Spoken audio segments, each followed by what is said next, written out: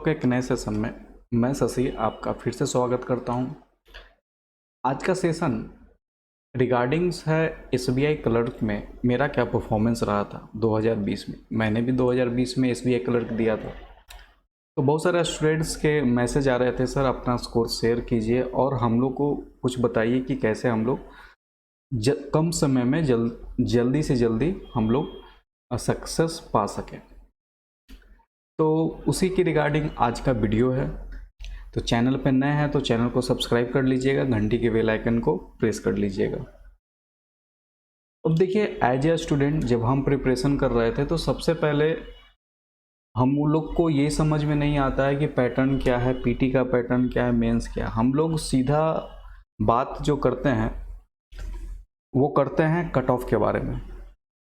आप भी स्टूडेंट हैं, आप खुद सोचिए, किसी भी एग्जामिनेशन का नोटिफिकेशन आते ही आपका जो सबसे पहला फोकस होता है वो किस पे होता है? कट ऑफ पे होता है कि कट ऑफ क्या था, प्रीवियस ईयर का कट ऑफ क्या था आखिर उस एग्ज़ाम का। तो आप लोग के जैसा मेरा भी गया था फोकस कि प्रीवियस ईयर का कट ऑफ क्या था। तो जब हम कट ऑफ पे फोकस किए तो पता चला कि 2014 से लेके, ठीक है, 2014 से लेके 2019 तक का जो कट ऑफ था वो धीरे धीरे इंक्रीज हुआ था, क्योंकि सीट्स का संख्या है जो डिक्रीज हुआ था, इसलिए कट ऑफ इंक्रीज होते चला गया।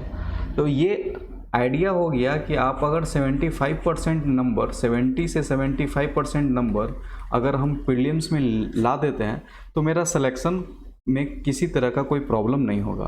तो माइंड मेकअप हो गया कि 75% यानी 75 नंबर लाना है। अब बात यहाँ पे आता है कि अब पैटर्न क्या है। तो जो आज हम तरीका बताने वाले हैं वो तरीका आप यूज कीजिएगा। तो जिस तरह आरबी अटेंडेंट में मेरे चैनल पे जितने स्टूडेंट ने मात्र 15 दिन का प्रिपरेशन करके 120 में 100 नंबर तक स्कोर करके आए हैं, तो आप भी विश्वास रखिए कि ये तरीका आप अगर थोड़ा सा आपका बेसिक सही है तो आप ये तरीका से आपका सिलेक्शन प्रीलिम्स कंफर्म है। तो ध्यान से देखिएगा, इस वीडियो पे लास्ट तक बने रहिए। तो प्रीलिम्स और मेंस दो एग्ज़ाम पैटर्न है, ठीक है। प्रीलिम्स में 100 नंबर का क्वेश्चन आता है, 20-20 मिनट का स्लॉट होता है, ठीक है, जिसमें कि मैथ, रीजनिंग और इंग्लिश होता है। इंग्लिश 30 नंबर का आता है, रीजनिंग 35 नंबर का, मैथ 35 नंबर का। यानी मेरे को 35 दूना 70 नंबर मैथ रीजनिंग, और आपको पता है कि इंग्लिश सबका अच्छा होता नहीं है।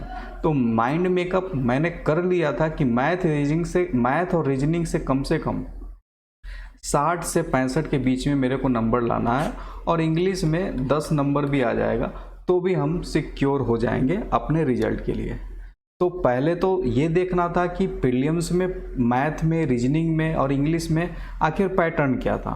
तो उस पैटर्न का प्रिपरेशन करना पड़ेगा। तो वो पैटर्न क्या था? तो देखिए, वो जो पैटर्न था, सबसे पहले जो क्वेश्चन पूछे जा रहे थे वो पूछे जा रहे थे आपके ब्लड रिलेशन। तो पहला टॉपिक आपको पता चल गया कि ब्लड रिलेशन। पजल 5-6 टाइप्स के होते हैं, उससे कम से कम मिनिमम 3 पजल यानी 15 नंबर का, कभी कभी किसी शिफ्ट में तो 4 पजल भी पूछे जाते हैं। कोडिंग बहुत आसान होता है, चाइनीज कोडिंग पूछे जाते थे 5 नंबर का। इनक्वालिटी बहुत आसान होता है, डायरेक्शन बहुत आसान होता है, सैलोलिज्म तो सबसे आसान मैं मानता हूँ सैलोलिज्म को। तो ये रीजनिंग में यही हर शिफ्ट में किसी में ब्लड रिलेशन के जगह अल्फा न्यूमेरिक सीरीज पूछा जाता है, किसी में इनक्वालिटी के जगह साइलोलिज्म ज़्यादा पूछा जाएगा। तो पैटर्न यही था रीजनिंग का, इसी में ऊपर नीचे लोग शिफ्ट बाय शिफ्ट करते थे, क्योंकि शिफ्ट ज़्यादा एग्जाम होता था, ज़्यादा स्टूडेंट फॉर्म भरते हैं, तो एक दिन में 4 ही शिफ्ट होता है एग्ज़ाम, तो वो लोग 4 दिन 5 दिन करके एग्ज़ाम लेते थे। तो ये पता चल गया कि अगर हम ये टॉपिक कवर कर लेते हैं तो ईजिली हम रीजनिंग में 35 नंबर ला सकते हैं। उसके बाद बात आया मैथ का। तो मैथ डेटा इंटरप्रिटेशन 5 से 10 के बीच में क्वेश्चन आता है।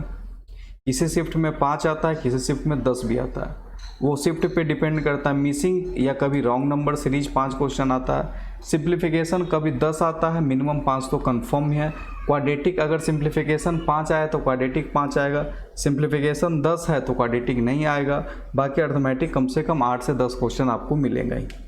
तो मैथ में ये टारगेट रखे थे हम कि यहाँ से 10 नंबर, यहाँ से 5 नंबर, यहाँ से 5 नंबर, यहाँ से 5 नंबर, यानी कि मैथ में इजीली 25 तो कोई भी ला सकता है, और 35 नंबर रीजनिंग, ठीक है। तो आपका 60 नंबर कंफर्म हो गया मैथ रीजनिंग से। हम अभी अर्थमेटिक को देखे भी नहीं हैं, हम उस समय अर्थमेटिक को सोचे भी नहीं थे। तो ये 60 नंबर, अगर 10 नंबर तो एवरेज इंग्लिश में कोई भी ला सकता है। तो इंग्लिश का हम पैटर्न देख लेते हैं। रीडिंग कम्प्रहेंशन कम से कम 7 से 10 पूछे जाते थे, मिनिमम 7 नंबर तो पूछा ही जाता था, जिसमें क्लर्क में कभी कभी स्टोरी बेस्ड भी एग्जाम में आता है। तो ये 7 नंबर तो 7 नंबर कंफर्म है। ईरर ग्रामर बेस्ड होता है, तो ये जिसका ग्रामर सही है वही बना सकता। सिंगल फिलर आप 5 कर सकते हैं इजीली। सेंटेंस रीअरेंजमेंट भी आप 5 इजीली कर सकते हैं। क्लोज टेस्ट भी अगर आपका वर्ड अच्छा है तो आप बना सकते हैं। स्पेलिंग टेस्ट में कम से कम 5 में 2 से 3 कर सकते हैं, बाकी 2 वर्ड आसान नहीं होता। उसके बाद अगर आप देखिएगा इंग्लिश में कम से कम 17 से 20 आप इजीली बना सकते हैं, और बैंक में एग्ज़ाम में बनाना और स्कोर लाना दोनों अंतर होता है। तो अगर हम 20 कंफर्म होके बना रहे हैं तो कम से कम 15 तो कंफर्म नंबर इंग्लिश में आ रहा था। तो मेरा यहाँ पे 60 नंबर मैथ प्लस रीजनिंग से और 15 नंबर मेरा 75 नंबर मेरा टारगेट कंप्लीट हो रहा था।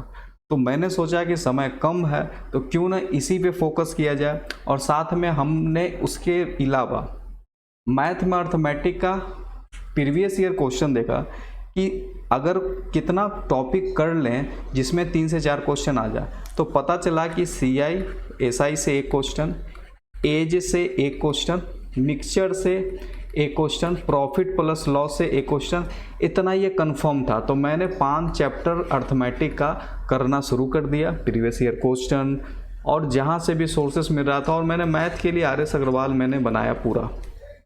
RS अग्रवाल आप लोग जानते होंगे, तो मैथ के लिए मैंने अर्थमेटिक के लिए RS अग्रवाल पूरा बनाया। तो उससे हुआ क्या कि ये मैंने 5 नंबर और यानी 25 नंबर तो मैं ला रहा था, प्लस 5 नंबर और मैं यहाँ से गेन कर पा रहा था, ठीक है। तो मेरा 30 नंबर का मैथ रेडी हो गया, 35 नंबर का मेरा रीजनिंग रेडी हो गया, और 15 नंबर का मेरा इंग्लिश रेडी हो रहा था। यानी मैंने 80 नंबर का प्रिपरेशन कर लिया।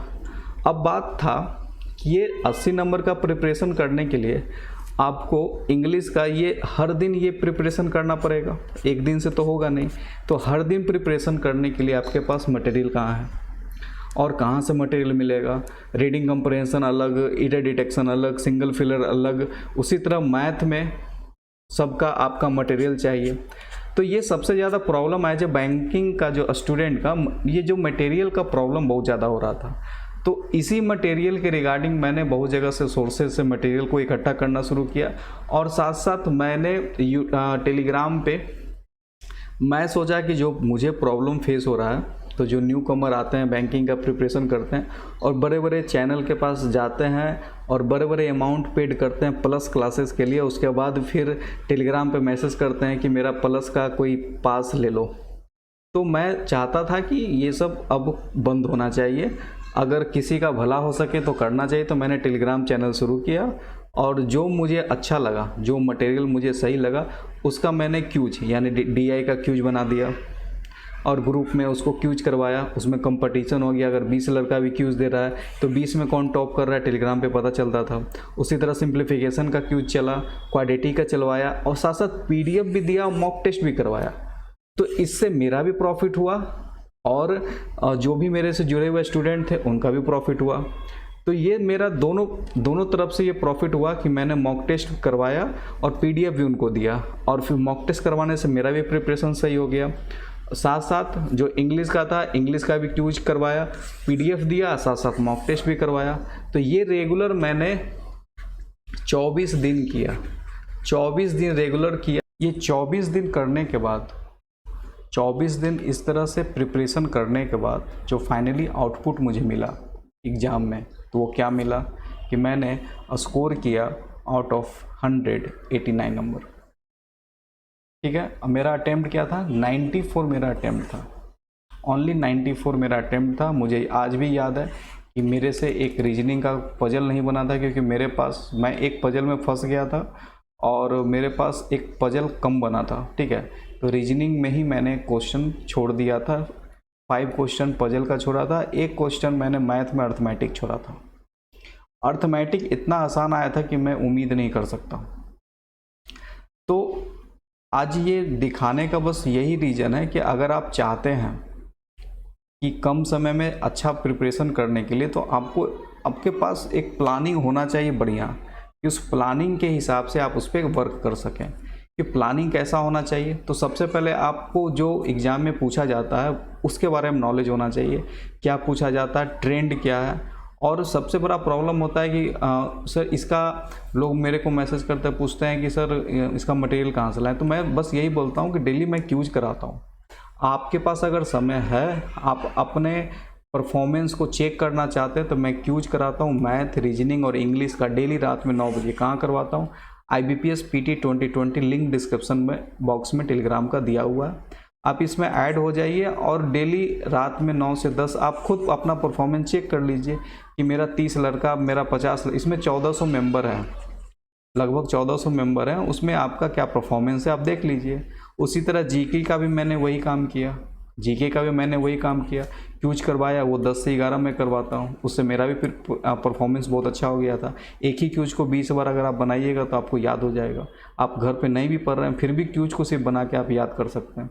तो जीके का क्यूज 10 से 11 बजे मैं करवाता हूँ और ख़ुद भी करता हूँ, और ये बैंकिंग ब्लॉग 1 लिंक डिस्क्रिप्शन में दिया हुआ है। तो अगर आप चाहते हैं कि एक अच्छा स्कोर लाना इस टाइप का, तो आपको पास प्रॉपर प्लानिंग होना चाहिए और कोशिश कीजिए।